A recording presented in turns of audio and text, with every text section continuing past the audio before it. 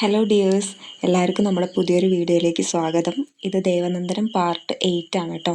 ബാക്കി 7 പാർട്ടുകളും നമ്മൾ ചാനലിൽ അപ്ലോഡ് ചെയ്തിട്ടുണ്ട്. അതാരെങ്കിലും കണ്ടിട്ടില്ലെങ്കിൽ കാണുക. ഡിസ്ക്രിപ്ഷൻ ബോക്സിൽ ലിങ്ക് കൊടുക്കുക. അതല്ലെങ്കിൽ ചാനലിൽ കയറി നോക്കിയാൽ നിങ്ങൾക്കത് കാണാൻ സാധിക്കും കേട്ടോ. അപ്പോൾ നിങ്ങൾക്ക് വീഡിയോസിനെ കുറിച്ച് എന്തെങ്കിലും അഭിപ്രായങ്ങൾ പറയാനുണ്ടെങ്കിൽ തീർച്ചയായും കമൻറ്റ് ചെയ്യാൻ മറക്കരുത്. അതുപോലെ തന്നെ ലൈക്ക് ചെയ്യുക, ഷെയർ ചെയ്യുക, സബ്സ്ക്രൈബ് ചെയ്യാൻ മറക്കരുത് കേട്ടോ. ഒരുപാട് പേര് നമ്മുടെ വീഡിയോസ് കാണുന്നുണ്ട്, പക്ഷെ പലരും സബ്സ്ക്രൈബ് ചെയ്യുന്നില്ല. അപ്പോൾ സബ്സ്ക്രൈബ് ചെയ്യാൻ വിട്ടു പോകരുത്. എല്ലാവരും തന്നെ ഒന്ന് സബ്സ്ക്രൈബ് ചെയ്യുക കേട്ടോ. ഓക്കെ, എന്നാലും മാത്രമാണ് ഞാനിനി വീഡിയോസ് ഇടുമ്പോൾ നിങ്ങൾക്കത് മിസ് ചെയ്യാതെ കാണാൻ സാധിക്കുള്ളൂ. അപ്പോൾ നമുക്ക് കഥയിലേക്ക് കിടക്കാം. രാത്രി ഏറെ വൈകിയിട്ടും നന്ദയ്ക്ക് ഉറക്കം വന്നില്ലായിരുന്നു. റൂമിലെ ജനാല പാതി തുറന്ന് കിടക്കുകയായിരുന്നു. പുറത്ത് ചെറിയ മഴ ചാറിക്കൊണ്ടിരുന്നു. തറവാടിൻ്റെ മുറ്റത്ത് മഴത്തുള്ളികൾ വീഴുന്ന ശബ്ദം മാത്രം രാത്രിയുടെ നിശബ്ദതയിൽ വ്യക്തമായി കേൾക്കാമായിരുന്നു. കട്ടിലിൽ കിടന്നിട്ടും നന്ദയുടെ മനസ്സ് മുഴുവൻ വൈകുന്നേരം നടന്ന കാര്യങ്ങളായിരുന്നു. നന്ദൂട്ടി, ദേവൻ വിളിച്ച ആ ഒരു വാക്ക് മാത്രം വീണ്ടും വീണ്ടും അവളുടെ ചെവിയിൽ മുഴങ്ങിക്കൊണ്ടിരുന്നു. അവൾ മെല്ലെ കണ്ണുകൾ അടച്ചു. അപ്പോൾ മനസ്സിലേക്ക് ഓടിയെത്തിയത് മറ്റൊരു മുഖമായിരുന്നു. ദേവു ചേച്ചി. ചെറുപ്പത്തിൽ എല്ലായ്പ്പോഴും തനിക്കൊപ്പം നടന്നിരുന്ന, താൻ എപ്പോഴും ദേവു ചേച്ചി എന്ന് വിളിച്ചിരുന്ന ആ പെൺകുട്ടി. നന്ദയ്ക്ക് അന്ന് 5 വയസ്സിനടുത്ത് പ്രായമേ ഉണ്ടായിരുന്നുള്ളൂ. അതുകൊണ്ട് തന്നെ എല്ലാം വ്യക്തമായ ഓർമ്മയില്ല. പക്ഷേ ചില ചെറിയ ചെറിയ ഓർമ്മകൾ മാത്രം ഇപ്പോഴും മനസ്സിൽ മങ്ങാതെ കിടക്കുന്നു. നന്ദൂട്ടി, സൂക്ഷിച്ചോടണേ. ആ ശബ്ദം, ആ ചിരി, ആ സ്നേഹം. തറവാടിൻ്റെ പിന്നിലെ തൊടിയിലൂടെ 2 പേരും ഓടിക്കളിച്ചതും, ചാമ്പയ്ക്ക മരത്തിൻ്റെ ചുവട്ടിലിരുന്ന് ദേവു ചേച്ചി ചാമ്പയ്ക്ക പറിച്ചു കൊടുത്തതും, നന്ദ വീണ് മുട്ട് പൊട്ടിച്ചപ്പോൾ അവൾ പേടിച്ച് കരഞ്ഞുകൊണ്ട് നന്ദയെ എഴുന്നേൽപ്പിച്ച് സാരമില്ല, എൻ്റെ നന്ദൂട്ടിക്ക് ഒന്നും പറ്റിയിട്ടില്ല എന്ന് ആശ്വസിപ്പിച്ചതും, മഴ പെയ്യുമ്പോൾ കൈ പിടിച്ച് ഓടിച്ചതും, മിഠായി വാങ്ങിക്കൊടുത്തതും, അതെല്ലാം നന്ദയുടെ മനസ്സിൽ ഇപ്പോഴും എവിടെയോ ജീവനോടെ ഉണ്ടായിരുന്നു. പക്ഷേ ദേവു ചേച്ചിക്ക് ഒരു ഏട്ടൻ ഉണ്ടായിരുന്നുവെന്നോ ആ ഏട്ടനാണ് ഇന്നത്തെ ദേവേട്ടനെന്നോ അതൊന്നും അവൾക്കറിയില്ലായിരുന്നു. കാരണം അന്ന് അവൾ കുഞ്ഞായിരുന്നു. എന്താണ് നടക്കുന്നത് എന്ന് പോലും മനസ്സിലാകാൻ കഴിയാത്ത പ്രായം. നന്ദ മെല്ലെ തിരിഞ്ഞ് തലേണയിൽ മുഖം ചേർത്ത് കിടന്നു. അവളുടെ മനസ്സ് വീണ്ടും ഒരു ഓർമ്മ മങ്ങലായി തെളിഞ്ഞു. ആ ദിവസം, തറവാട് മുഴുവൻ ആളുകൾ നിറഞ്ഞ ദിവസം. എല്ലാവരും കരയുകയായിരുന്നു. മുത്തശ്ശിയുടെ കണ്ണുകളും ചുവന്നിരുന്നു. ആരും നന്ദയെ പുറത്തേക്ക് പോകാൻ സമ്മതിച്ചിരുന്നില്ല. പക്ഷെ ഒന്നും മനസ്സിലാകാതെ അവൾ ഉമ്മറത്ത് നിന്ന് എല്ലാം നോക്കിക്കൊണ്ടിരുന്നു. പിന്നെ വെളുത്ത തുണിയിൽ പൊതിഞ്ഞ് അവളുടെ ദേവു ചേച്ചിയെ കൊണ്ടുപോകുന്നത് അവൾ കണ്ടിരുന്നു. അന്ന് അവൾ മുത്തശ്ശിയുടെ കൈ പിടിച്ച് ചോദിച്ചത് ഇപ്പോഴും ഓർമ്മയുണ്ട്. മുത്തശ്ശി, ദേവു ചേച്ചി എങ്ങോട്ടാ പോകുന്നേ? അപ്പോൾ കണ്ണു നിറച്ച് മുത്തശ്ശി പറഞ്ഞിരുന്നു, ഒന്നുമില്ല മോളെ, ദേവു ചേച്ചിക്ക് വയ്യാത്തത് കൊണ്ട് ഉറങ്ങുകയാണ്. അപ്പൊ എങ്ങോട്ടാ കൊണ്ടുപോകുന്നേ? ദേവു ചേച്ചീൻ്റെ വീട്ടിലേക്ക്. അത്രേ നന്ദയ്ക്ക് മനസ്സിലായിരുന്നുള്ളൂ. പിന്നീട് കാലം കടന്നുപോയി. നന്ദ വലുതായി. ജീവിതത്തിലെ പ്രശ്നങ്ങളും കഷ്ടപ്പാടുകളും ഒക്കെ വന്നപ്പോൾ പഴയ ഓർമ്മകളൊക്കെ മനസ്സിൻ്റെ കോണിൽ എവിടെയോ മങ്ങിപ്പോയി. പക്ഷേ ഇന്ന്, ഇത്ര വർഷങ്ങൾക്ക് ശേഷം, ദേവൻ നന്ദൂട്ടി എന്ന് വിളിച്ച നിമിഷം എല്ലാം വീണ്ടും ജീവനോടെ മുന്നിലേക്ക് വന്നതുപോലെ തോന്നി. നന്ദ മെല്ലെ എഴുന്നേറ്റ് കട്ടിലിൻ്റെ തലയ്ക്കൽ ചാരിയിരുന്നു. ദേവു ചേച്ചി, അവൾ അറിയാതെ പതിയെ വിളിച്ചു. ശരിക്കും എന്തായിരിക്കും സംഭവിച്ചത്? അവളുടെ മനസ്സിൽ ഒരുപാട് ചോദ്യങ്ങൾ നിറഞ്ഞു. ദേവു ചേച്ചി എങ്ങനെ മരിച്ചു? എന്തിനാണ് ദേവേട്ടൻ ഇത്ര വർഷങ്ങൾക്ക് ശേഷം വീണ്ടും ഇവിടെ വന്നത്? അതിലും വലിയ ചോദ്യം, ദേവേട്ടന് ഇതെല്ലാം എങ്ങനെ സഹിക്കാൻ പറ്റി? ഒരു നിമിഷം അവളുടെ മനസ്സ് ദേവനെ ഓർത്ത് വേദനിച്ചു. അവൻ ഇത്രയും നാളായി ഈ സങ്കടം ഒറ്റയ്ക്ക് ഉള്ളിൽ കൊണ്ട് നടക്കുകയായിരുന്നിരുന്നോ എന്ന് അവൾക്ക് തോന്നി. അവൾ മെല്ലെ ഫോൺ എടുത്തു. സ്ക്രീനിൽ ദേവന്റെ നമ്പർ തെളിഞ്ഞു. വിളിക്കണോ അതോ വേണ്ടയോ? കുറച്ചു നേരം അവൾ അങ്ങനെ തന്നെ നോക്കി നിന്നു. പിന്നെ പതിയെ ഫോൺ നെഞ്ചോട് ചേർത്ത് വിളിച്ച്, ദേവേട്ടാ. അവൾ പതിയെ വിളിച്ചു.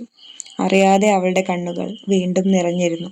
റൂമിലെ മങ്ങിയ ലൈറ്റിന്റെ വെളിച്ചത്തിൽ ഫോൺ സ്ക്രീൻ മാത്രം തെളിഞ്ഞു നിന്നു. നന്ദ കുറച്ചു നേരം ദേവന്റെ നമ്പറിലേക്ക് നോക്കി നിന്നു. വിളിക്കണോ വേണ്ടയോ എന്നൊരാശയക്കുഴപ്പം ഇപ്പോഴും മനസ്സിലുണ്ടായിരുന്നു. പക്ഷെ അടുത്ത നിമിഷം അവൾ പതിയെ കോൾ ബട്ടൺ അമർത്തി. ഫോൺ റിങ് ചെയ്യാൻ തുടങ്ങി. 1-ാം റിങ് അടിച്ചു, 2-ാം റിങ് അടിച്ചു.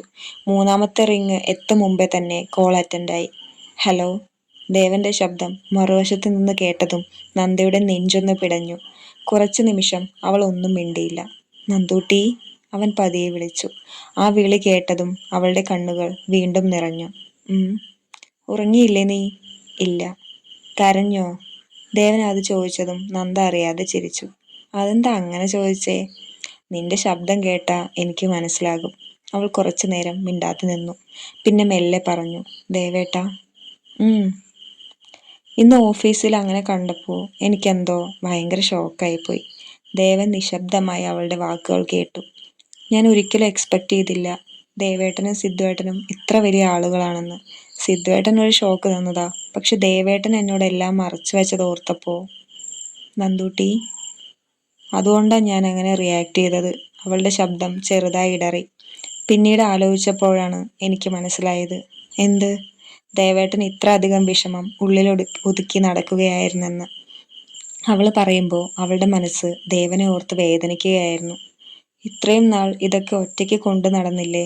ദേവൻ കുറച്ച് നിമിഷം നിശബ്ദനായി. പിന്നെ പതിയെ ചെറുതായി ചിരിച്ചു. അതൊന്നും സാരമില്ല.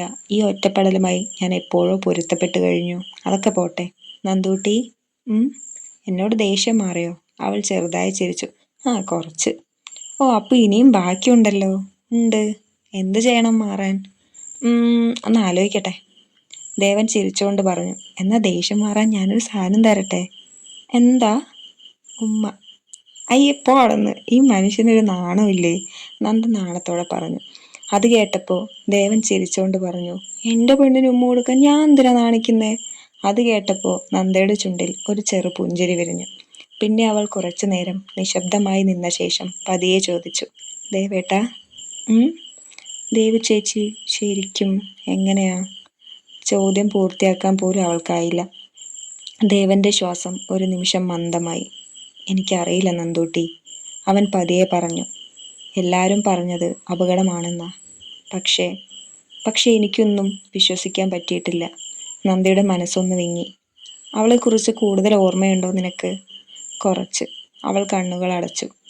നന്ദൂട്ടി എന്ന് വിളിക്കുന്നത് ഓർമ്മയുണ്ട്. എപ്പോഴും എൻ്റെ പിന്നാലെ നടക്കുന്നതും, ഞാൻ വീണാൽ ഓടി വന്ന് പിടിക്കുന്നതും, ചാമ്പയ്ക്ക പറിച്ചു തരുന്നതും. അവൾ ചെറുതായി ചിരിച്ചു. എന്നെ ഒരുപാട് ഇഷ്ടമായിരുന്നു ദേവു ചേച്ചിക്ക്. ദേവനൊന്നും മിണ്ടിയില്ല. കാരണം അവൻ്റെ കണ്ണുകളും നിറഞ്ഞിരുന്നു. ദേവേട്ടാ, നമുക്കത് കണ്ടുപിടിക്കണം. ദേവനൊന്ന് കണ്ണടച്ചു. ദേവു ചേച്ചിക്ക് എന്താ സംഭവിച്ചതെന്ന്. അവളുടെ ശബ്ദത്തിൽ അപ്പോൾ ഉറച്ചൊരു തീരുമാനമുണ്ടായിരുന്നു. എനിക്കെല്ലാം ഓർമ്മയില്ല, പക്ഷേ ഞാൻ കൂടെ ഉണ്ടാവും. ആ വാക്കുകൾ കേട്ട നിമിഷം ദേവനുള്ളിൽ എന്തോ ഒരു വിങ്ങൽ തോന്നി. ഇത്ര വർഷങ്ങൾക്ക് ശേഷം ആദ്യമായിട്ടായിരുന്നു ഒരാൾ അവനോട് ഞാൻ കൂടെ ഉണ്ടാകും എന്ന് പറയുന്നത്. സിദ്ധു പോലും താൻ ഇതിൻ്റെ പുറകിൽ ഊണും ഉറക്കവുമില്ലാതെ നടക്കുന്നത് കാണുമ്പോൾ സങ്കടം കൊണ്ട് പിന്തിരിപ്പിക്കാൻ നോക്കിയിട്ടേ ഉള്ളൂ. നന്ദൂട്ടി, അവൻ്റെ ശബ്ദം ചെറുതായി ഇടറി. എന്താ ദേവേട്ടാ? താങ്ക്സ്. എന്തിനാ? ഇങ്ങനെ കൂടെ നിൽക്കുന്നതിന്. നന്ദ ചെറുതായി ചിരിച്ചു. അതിന് താങ്ക്സ് പറയണോ? ഞാനല്ലാതെ വേറെ ആരാ ദേവേട്ടൻ്റെ കൂടെ നിൽക്കുക? അതുമാത്രമല്ല, എനിക്കും അറിയണം ആരാണ് എൻ്റെ ദേവു ചേച്ചിയെ, എന്തിനു വേണ്ടിയായിരുന്നു ആ പാവത്തിനോട് ഈ ക്രൂരത ചെയ്തതെന്ന്. ആ വാക്ക് കേട്ടതും ദേവൻ കുറച്ചു നിമിഷം മിണ്ടാതെ നിന്നു. പിന്നെ പതിയെ പറഞ്ഞു, Devutty, I love you so much. Love you too ദേവേട്ട. നന്ദ ഫോൺ ചെവിയോട് ചേർത്ത് പിടിച്ച് കിടന്നു. ദേവന്റെ ശബ്ദം കേൾക്കുമ്പോഴൊക്കെ അവളുടെ മുഖത്ത് അറിയാതെ ഒരു ചിരി വിരിയുന്നുണ്ടായിരുന്നു. നന്ദൂട്ടി, ഇപ്പൊ ദേഷ്യം മുഴുവൻ മാറിയോ? ഇല്ല. ഇനിയും ബാക്കിയുണ്ടോ? കുറച്ചുണ്ട്. ദേവൻ ചെറുതായി ചിരിച്ചു. അപ്പം അത് മാറ്റാൻ ഞാൻ എന്താ ഇനി ചെയ്യേണ്ടത്?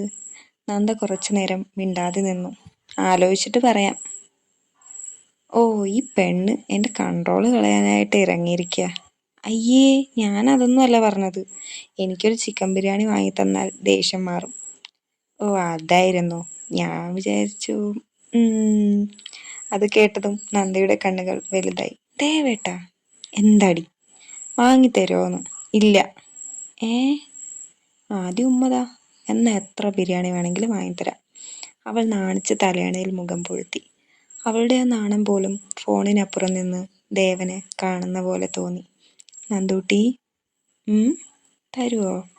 ദേവേട്ടാ, ഞാൻ ഫോൺ വയ്ക്കും കേട്ടോ. അതിനു മുമ്പ് തന്നാൽ മതി. നന്ദ ചുണ്ട് കടിച്ച് ചിരിച്ചു.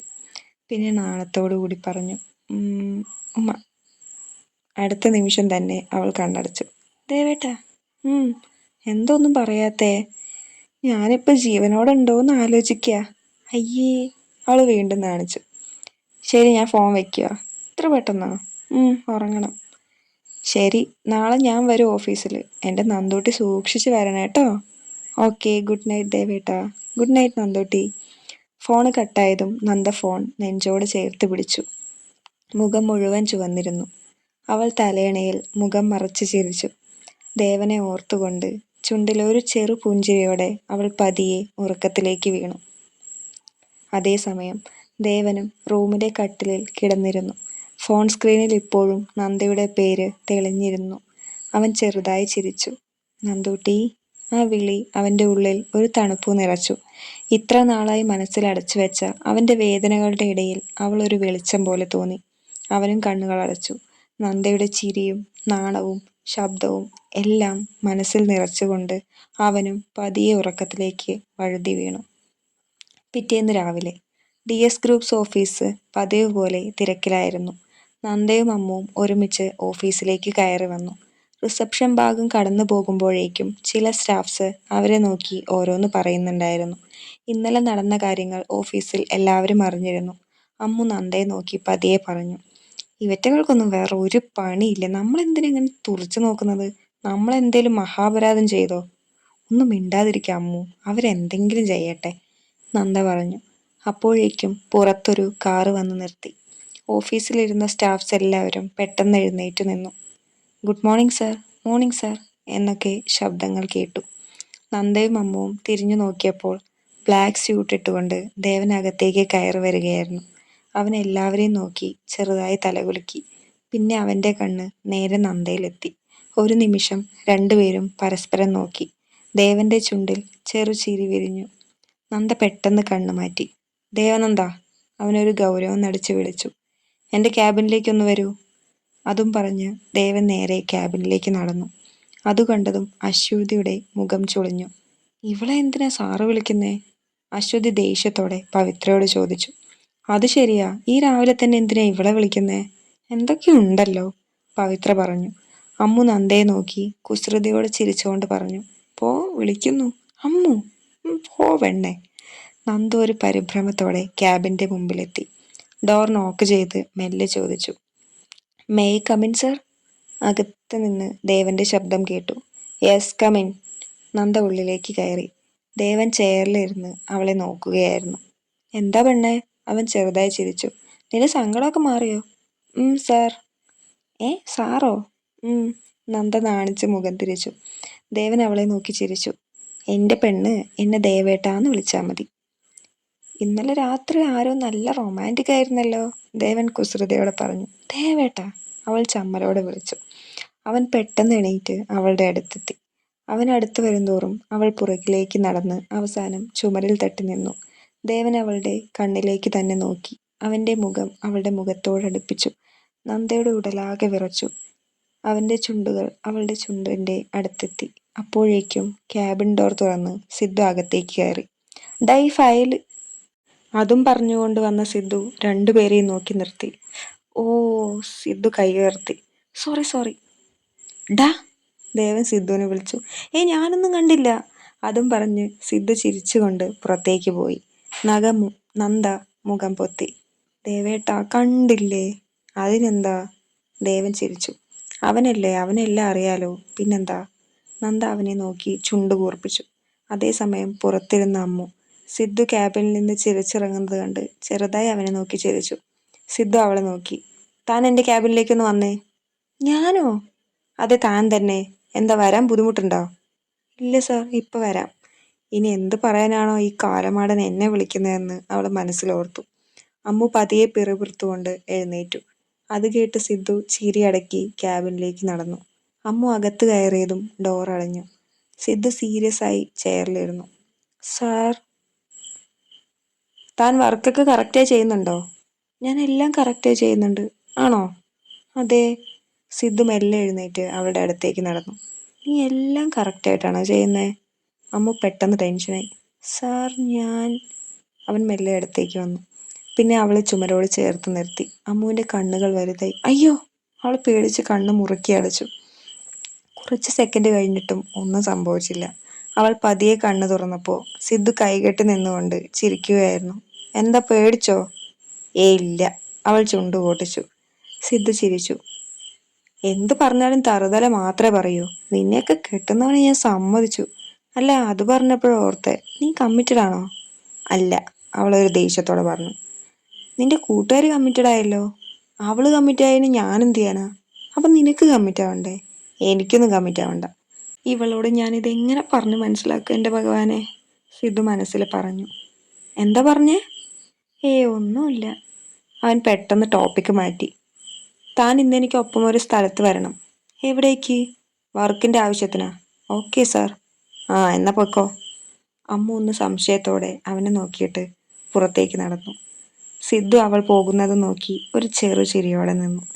അമ്മു സിദ്ധുവിന്റെ ക്യാബിനിൽ നിന്ന് ഇറങ്ങിയപ്പോഴും അവളുടെ മുഖത്ത് ഒരു സംശയം നിറഞ്ഞ ഭാവമായിരുന്നു. അവൾക്ക് ഇനിയും സിദ്ധു പറഞ്ഞതൊന്നും മനസ്സിലായിരുന്നില്ല. ഇതെന്ത് മനുഷ്യനാ? അവൾ മനസ്സിൽ പറഞ്ഞുകൊണ്ട് പുറത്തേക്ക് നടന്നു. അവിടെ ഇരുന്നിരുന്ന പവിത്രയും അശ്വതിയും അവളെ കണ്ടതും പരസ്പരം നോക്കി. അല്ലടി, ഇവളിതപ്പോൾ സിദ്ധാർത്ഥ് സാറിന്റെ ക്യാബിനിൽ പോയി? അശ്വതി കണ്ണു ചുറ്റി ചോദിച്ചു. അത് ഇത്ര നേരം പവിത്ര ചുണ്ടുകോർത്തു. അമ്മു അവരെ നോക്കാതെ ഡെസ്കിന്റെ അടുത്തേക്ക് നടന്നു. അതേസമയം അകത്ത് ദേവന്റെ ക്യാബിനിൽ നന്ദ ഇപ്പോഴും അവനോട് പരിഭവം പറഞ്ഞുകൊണ്ടിരിക്കുകയായിരുന്നു. ദേവേട്ടാ, സിദ്ധുവേട്ടൻ കണ്ടത് മോശമായി പോയില്ലേ? ദേവൻ ചിരിച്ചു. എന്തിനാ എൻ്റെ പെണ്ണിങ്ങനെ പേടിക്കുന്നത്? ദേവേട്ടാ, നന്ദ മുഖം ചുളിച്ചു. അവൻ അവളുടെ അടുത്തേക്ക് വന്നു. നീ ഇങ്ങനെ നിൽക്കുമ്പോ എനിക്ക് കെട്ടിപ്പിടിച്ച് ഉമ്മരാനാ തോന്നുന്നത്. വേണ്ട, അവൾ ചിരിച്ചുകൊണ്ട് പിന്നോട്ട് മാറാൻ നോക്കി. പക്ഷെ ദേവൻ അവളുടെ കയ്യിൽ പിടിച്ച് വീണ്ടും അടുപ്പിച്ചു. എവിടേക്കാ പോകുന്നേ? ഞാൻ പുറത്തേക്ക് പോട്ടെ ദേവേട്ട, എന്നെ വീട്ട്. പുറത്തു പോയിട്ട് എന്ത് ചെയ്യാനാ? അവൻ അവളുടെ ചുണ്ടുകളെ കൈവിരലുകൊണ്ട് തഴുകിക്കൊണ്ട് താഴ്ന്ന ശബ്ദത്തിൽ ചോദിച്ചു. നന്ദയുടെ ഹൃദയം വേഗത്തിലിടിച്ചു. ദേവൻ മെല്ലെ അവളുടെ മുഖത്തേക്ക് അവന്റെ മുഖം അടുപ്പിച്ചു. ദേവേട്ട, അവൾ വിറയുന്ന ശബ്ദത്തിൽ വിളിച്ചു. അവളുടെ ചൂടുനിശ്വാസം അവന്റെ മുഖത്ത് തട്ടി. അടുത്ത നിമിഷം അവന്റെ ചുണ്ടുകൾ അവളുടെ ചുണ്ടുകളെ മൃദുവായി തൊട്ടു. നന്ദ ഒന്ന് ഞെട്ടി. അടുത്ത നിമിഷം തന്നെ അവൾ കണ്ണുകൾ അടച്ചു. ദേവൻ അവളുടെ ഇടുപ്പിലൂടെ കൈ ചുറ്റി അവനിലേക്ക് ചേർത്ത് പിടിച്ചു. കുറേ ദിവസങ്ങളായി അടക്കി വെച്ച സ്നേഹമെന്നോണം അവൻ അവളുടെ ചുണ്ടുകളെ വീണ്ടും വീണ്ടും ചുംബിച്ചു. നന്ദയുടെ വിരലുകൾ അറിയാതെ തന്നെ അവന്റെ ഷർട്ടിൽ മുറുക്കി പിടിച്ചു. അവൻ അവളുടെ ചുണ്ടുകളെ വാശിയോടെ നുകർന്നുകൊണ്ടിരുന്നു. അവന്റെ നാവുകൊണ്ട് അവൻ അവളുടെ നാവിനെ രുചിച്ചുകൊണ്ടിരുന്നു. അവളുടെ കൈകൾ അവന്റെ മുടിയിൽ കോർത്തു വലിച്ചു. കുറേ നേരം കഴിഞ്ഞാണ് രണ്ടുപേരും പതിയെ അകന്നത്. നന്ദ ശ്വാസം ശരിയാക്കാൻ പാടുപെട്ടു. ദേവൻ ചിരിച്ചുകൊണ്ട് അവളെ നോക്കി. എന്താ പെണ്ണേ, ശ്വാസം മുട്ടിയോ? അവൾ നാണിച്ച് അവന്റെ നെഞ്ചിൽ ചെറുതായി അടിച്ചു. ദേവേട്ടാ, ഇനിയും വേണോ? വേണ്ട, നന്ദ പെട്ടെന്ന് പറഞ്ഞു. ദേവൻ പൊട്ടിച്ചിരിച്ചു. എന്തൊരു നാണമാ പെണ്ണ മുഖത്ത്. എൻ്റെ കൺട്രോൾ വീണ്ടും കളയാനാണോ? ഷെപ്പോടന്ന്, ഞാൻ പോകുന്നു. നന്ദ നാണത്തോടെ തിരിഞ്ഞു നടന്നു. പക്ഷെ ഡോറിനടുത്ത് എത്തിയപ്പോൾ ദേവൻ വീണ്ടും അവളുടെ കയ്യിൽ പിടിച്ചു. ഒരു വലിയിൽ അവൾ വീണ്ടും അവന്റെ നെഞ്ചിലേക്ക് വീണു. ഇത്ര പെട്ടെന്ന് ഓടിപ്പോകാനാണോ? നന്ദ കണ്ണുയർത്തി നോക്കി. ദേവൻ അവളുടെ നെറ്റിയിൽ ചുംബിച്ചു. വൈകുന്നേരം വീട്ടിൽ വന്നിട്ട് ബാക്കി തരാട്ടാ. അവൾ ചെറിയൊരു നാണച്ചിരിയോടെ തലകുനിച്ചു. ദേവേട്ട, ഞാൻ പോട്ടെ. എത്ര സമയമായി, എല്ലാവരും എന്തു വിചാരിക്കും? ഞാൻ പോണു. അതും പറഞ്ഞ് നന്ദ പുറത്തേക്ക് നടന്നു. അവൻ അവൾ പോകുന്നത് നോക്കി പുഞ്ചിരിയോടെ നിന്നു. അവളുടെ മുഖം മുഴുവൻ ചുവന്നിരുന്നു. പുറത്തേക്ക് വരുന്ന നന്ദയെ കണ്ടതും അമ്മുവിന്റെ കണ്ണ് വലുതായി. അവൾ പതിയെ ചിരിച്ചു. നന്ദ പെട്ടെന്ന് അവളുടെ മുഖത്തെ നാണം മറയ്ക്കാൻ ശ്രമിച്ചു. അവളെ കണ്ടതും അശ്വതിക്ക് ദേഷ്യം കയറി. എന്താടി ഇത്? നീ വന്നിട്ട് ഒരു ദിവസമായപ്പോഴേക്കും ദേവദത്ത് സാറിന്റെ ക്യാബിനിൽ മണിക്കൂറുകളോളം ഇരിക്കാൻ തുടങ്ങിയോ? പവിത്രൻ ചുണ്ടുകോർത്തു. ഇനിയിപ്പൊ നമ്മളെയൊക്കെ പുറത്താക്കി ഇവളിവിടെ എവിടെ ഇരിക്കോ എന്തോ? നന്ദ ദേഷ്യത്തോടെ അവരെ നോക്കി. അമ്മ ഉടനെ പറഞ്ഞു. ചേച്ചിമാർക്ക് വേറെ ജോലിയൊന്നുമില്ലേ? ഇവിടെ നടക്കുന്നത് ഞങ്ങൾ കണ്ടോണ്ടിരിക്കുകയാണ്, അശ്വതി പറഞ്ഞു. അമ്മു ചെയറിലേക്ക് ചാഞ്ഞിരുന്നു. കണ്ടോണ്ടിരുന്നോ? ആരും തടഞ്ഞില്ലല്ലോ. നന്ദ അമ്മുവിന്റെ കയ്യിൽ പിടിച്ചുകൊണ്ട് പറഞ്ഞു. മതി. അമ്മു അവളെ നോക്കി കണ്ണിറുക്കി. എന്തായിരുന്നു അകത്ത് ഇത്ര നേരം? ഒന്നുമില്ല. ഒന്നുമില്ലേ? അമ്മു ചിരിച്ചു. അപ്പോൾ അപ്പോൾ ഈ മോന്ത എന്തിനെത്ര ചുവന്നിരിക്കുന്നത്? നന്ദ പെട്ടെന്ന് കവളിൽ കൈവച്ചു. ചുവന്നിട്ടൊന്നുമില്ല. ഉണ്ട് മോളെ, അമ്മു ചിരിച്ചു. എന്തോ നടന്നിട്ടുണ്ട്.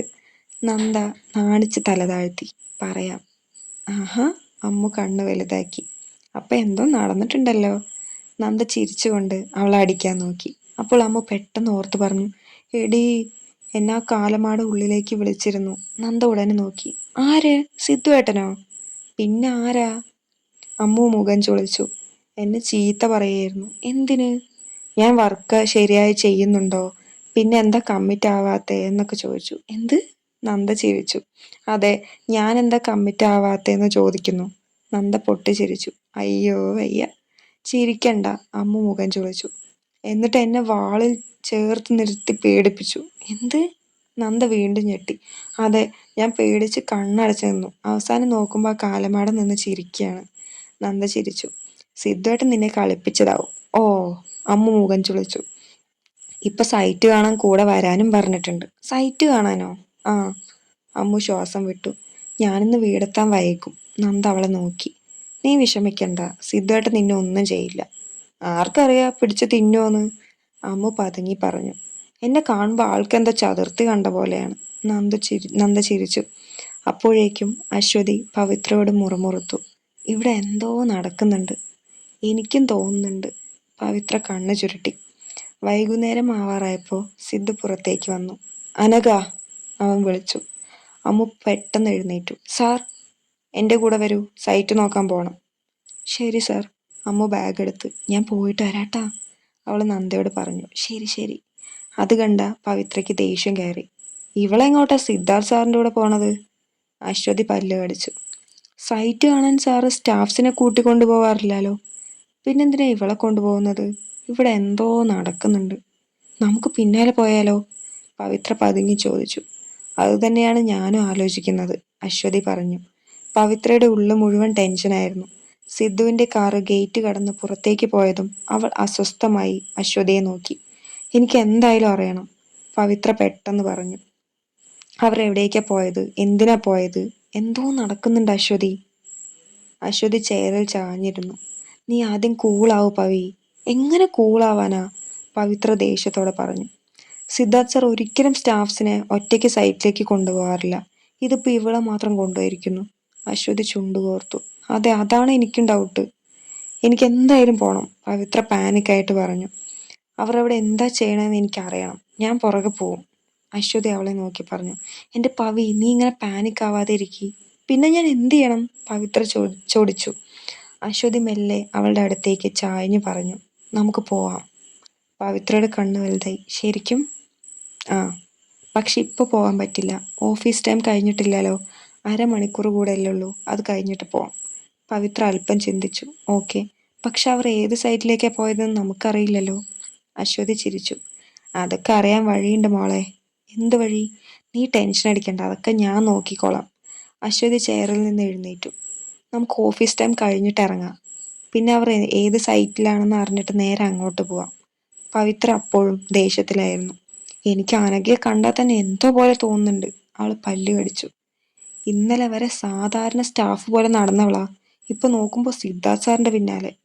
അത് മാത്രല്ല, അശ്വതി ഇടയ്ക്ക് കയറി പറഞ്ഞു, നന്ദയും ദേവദത്ത് സാറും തമ്മിൽ എന്തോ കണക്ഷൻ ഉണ്ട്. പവിത്ര ഉടനെ അവളെ നോക്കി. നിനക്കും തോന്നിയല്ലേ? അശ്വതി കണ്ണു ചുരുട്ടി. ഇന്ന് നന്ദ ദേവദത്ത് സാറിന്റെ ക്യാബിനിൽ പോയിട്ട് എത്ര നേരം കഴിഞ്ഞിട്ടാണ് പുറത്തേക്ക് വന്നത്? പവിത്ര ചുണ്ടുകോർത്തു. ഞാനും കണ്ടു, ഇവിടെ എന്തോ നടക്കുന്നുണ്ട്, അശ്വതി മന്ദമായി പറഞ്ഞു. അതെന്താണെന്ന് നമുക്ക് കണ്ടുപിടിക്കണം. അപ്പോഴേക്കും അവരുടെ അടുത്തൂടെ ഒരു ഓഫീസ് അറ്റൻഡർ നടന്നുപോയി. അശ്വതി ഉടനെ വിളിച്ചു. ചേട്ടാ. അയാൾ തിരിഞ്ഞു നോക്കി. എന്താ മോളെ? സിദ്ധാർത്ഥ് സാർ ഏത് സൈറ്റിലേക്കാണ് പോയതെന്ന് അറിയോ? അശ്വതി ചോദിച്ചു. കുന്നത്തൂർ സൈഡിലുള്ള പുതിയ അപ്പാർട്ട്മെന്റ് സൈറ്റിലേക്കാണ് പോയത്. ഓ, അവിടെ ഇൻസ്പെക്ഷൻ ആണോ? അതെ, അയാൾ പറഞ്ഞു. ദേവദത്ത് സാർ ലീവിലായിരുന്നപ്പോൾ അവിടുത്തെ വർക്ക് സ്ലോ ആയിരുന്നു, അതൊക്കെ നോക്കാനായിരിക്കും. ശരി ചേട്ടാ. അയാൾ പോയതും പവിത്ര അശ്വതിയുടെ കയ്യിൽ പിടിച്ചു. കണ്ടോ, ഇനി നമുക്ക് അവിടേക്ക് പോവാം, അശ്വതി പറഞ്ഞു. ആദ്യം ഓഫീസ് ടൈം കഴിയട്ടെ. എനിക്കിപ്പോഴേ പോകണം പോലെ തോന്നുന്നു. പവി, അശ്വതി അവളെ നോക്കി. നീ സമാധാനായിരിക്കെ, നമുക്ക് കണ്ടുപിടിക്കാം. പവിത്ര ഒരു നെടുവീർപ്പിട്ടു.